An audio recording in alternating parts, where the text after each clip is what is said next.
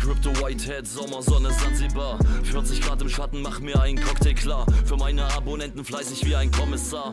Euer Like und Kommentar ist wie mein Honorar. Crypto Whitehead, Sommersonne Sansibar. XRP auf dem Radar und zwar par excellence. In ein paar Jahren machen wir uns eine Insel klar. Wenn die Raketen für uns zünden, interstellar. Heiße Nächte, tropisch wie ein Kolibri. Heute auf Sansibar, morgen schon auf Waikiki. Gestern noch in Köln gechillt mit der Community. Nun öfter unterwegs, danke Ripple XRP. Herzlich willkommen Leute zu meinem neuen YouTube-Video. Im heutigen Thema wird es darum gehen, ob der Stablecoin XRP den nativen Token vom XRP-Ledger ersetzen wird. Und ja, da hören wir uns doch einfach mal an, was David Schwartz dazu sagt. Und ja, bleibt gespannt, Leute, dann gehen wir mal rein. Ach so, und lasst mal kurz in den Kommentaren unten einen Kommentar da und sagt mir mal, wie ihr meine Kamera findet. Ich habe eine neue Cam geholt. Die Leute, die haben es wahrscheinlich schon gesehen auf Twitter. Ich habe es gepostet. Ja, einfach mal so einen Kommentar drunter lassen, ob die Qualität gut ist. Ich muss da dran noch rumschrauben und das Ganze ein bisschen optimieren. Aber gut, das ist ein anderes Thema jetzt. Gut, da gehen wir mal rein. Und zwar hat Ripple hier vor kurzem, vor 3 Tagen, ein Video veröffentlicht, Exploring Ripple's New Stablecoin, Ripple USD, RLUSD. So, jetzt liken wir das Ganze mal erstmal. Das machen wir zuallererst. Und ja, die erste Frage, die wir beantworten wollen, ist, wofür sind Stablecoins gut? Und ja, da hören wir uns einfach mal die Antwort an, was David Schwartz hierzu sagt. Und zwar, das finden wir bei Minute 14. So. But yeah, how were you originally thinking about stablecoins and their role on the ledger? I think in the early days, I think we realized that there had to be on-ramps and off-ramps.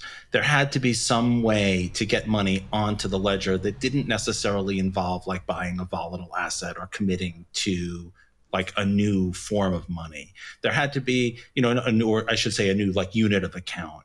If the only way on the ledger was to buy a volatile digital asset, then there was no value. First of all, there was no value in digital assets at the time, right? They were all extremely low in value. So there would be no way that you could do like large payments or enterprise payments.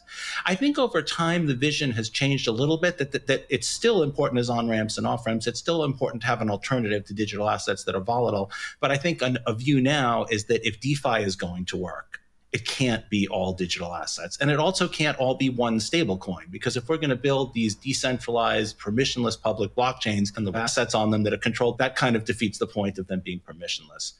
So the idea, I think, today is that these are like key DeFi enablers. Yes, and this is... So, da haben wir es rausgehört, Leute. Das sind Key DeFi Enablers. Okay, Key DeFi Enablers.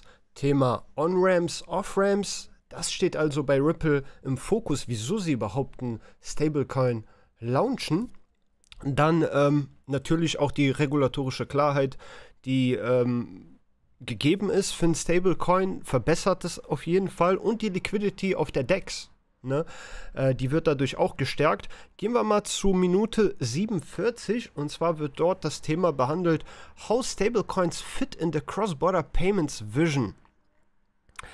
Und zwar die Frage, die uns interessiert, wird der Stablecoin XRP ersetzen? Ne? Dann gehen wir mal da einfach mal rein und schauen uns mal an, was David Schwartz dazu sagt. So, 47. So how would you say the stablecoin fits in with the cross-border payments vision and the digital asset vision? Yeah, so for our payments customers, we've supported various tokens in the payment flow. Of course, XRP as a bridge asset, and that position for XRP doesn't change in our view, especially as more and more types of assets get tokenized on blockchains. Ihr habt es gerade gehört, die Vision, dass die mit den nativen Token XRP Cross-Border Payments machen wollen, das wird sich nicht ändern, diese Vision bei denen. Und das ist doch mal was Schönes. Hören wir uns mal an, was David Schwartz hierzu sagt. Und zwar sagt er, ab Minute 12 dazu etwas oder 12:10. So, da habe ich einen Anruf gerade bekommen. Ja, mein kleiner Bruder ruft an. Ja, rufen wir jetzt gleich zurück. So, ich starte mal. US dollars. So one question that I hear a lot is what the Ripple stablecoin means for XRP, and like, does this reflect some reduction in our commitment to XRP, or is this a replacement for XRP? And I think obviously the answer to that is no. I mean, we want there to be more credible assets on the DEX. We want trading volume. You know, we think that that XRP has a unique role on the DEX as a bridge asset, features.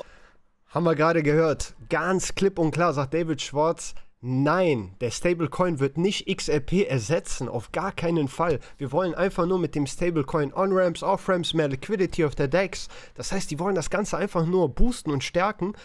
Und die gehen dann weiterhin hier in dem Video drauf ein, wieso Stablecoins gut sind, auch aus regulatorischer Sicht. Und ja, da gab es hier auch eine Frage nochmal auf Minute 17. Werden mehrere Stablecoins auf dem XRP-Ledger gelauncht? Und ja, da hat sich David Schwartz enthalten bei dieser Frage. Und da hören wir mal kurz rein. Or Anderson, Anderson. Are you planning to launch more stablecoins after RLUSD? Apparently, they're calling our stablecoin RLUSD, like an RLEUR, for example. That's a good question. It is a good question. We are right now really focused on launching the US dollar stablecoin. You know, we don't take lightly. It's a big effort, not just from the technology side.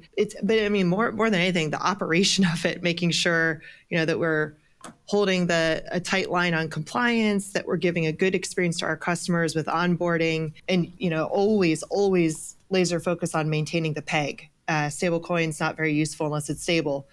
So we'll be really focused on that, and also connecting it with our demand side, the use cases like our payments flows. We recognize that there will be demand and use cases for other types of stablecoins in the future. I think what's developing in Europe with MiCA regulation is very interesting. Of course, the main piece of the MiCA regulation that all stablecoin issuers are paying attention to is, you know, you need to be licensed in the issuer needs to be a European licensed entity, which, yeah, we're certainly watching that market.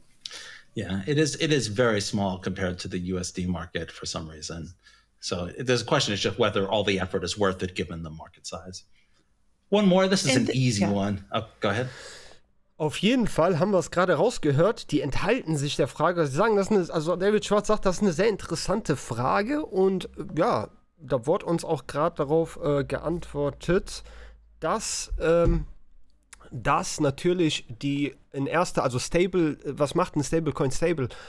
Und zwar, dass er pegged ist, ne? Pegged an den Dollar ist oder pegged an Rohstoffen ist, whatever. Und da haben die ja gesagt, das könnte noch in Zukunft sein, dass die auch weitere Stablecoins launchen, die vielleicht an etwas anderes gepeggt sind.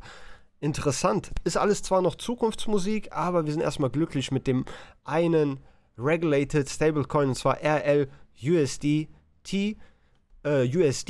nicht USDT, sondern USD, Ripple USD. Hier schreiben sie es aber auch schon. On-Ramps und Off-Ramps, Stablecoin On-Ramps und Off-Ramps. Das ist halt deren Ziel, das ist deren Fokus, deswegen auch als Überschrift. Ne? Darauf fokussieren die sich, deswegen das Ganze. Und natürlich auch wegen, wie eben schon erwähnt, Deep Liquidity, ne? Liquidity of the DEX, Multi-Chain Issuance, ja, Instant Settlements, das kennen wir ja schon alles vom XRP-Ledger. Ja, und diese Seite jetzt hier, die jetzt vor 3 Tagen gelauncht ist, das ist nichts Besonderes, Leute. Ich habe da im Internet irgendwie etliche Seiten gefunden, die gesagt haben, hier ist ein Ripple-Leak mit einer Stablecoin-Website. Da habe ich mich erstmal eine halbe Stunde lang totgelacht. Weil ich mir gedacht habe, das ist doch kein Leak. Was ist das denn für ein Leak? Ich meine, die Stablecoin-Seite ist doch hier verlinkt. Was habt ihr denn geleakt? Ne, da habe ich mich erstmal eine halbe Stunde wirklich platt gelacht. Und ja gut, die Leute promoten heutzutage wirklich alles und machen Marketing aus allem. Ja, einfach mal dahingestellt.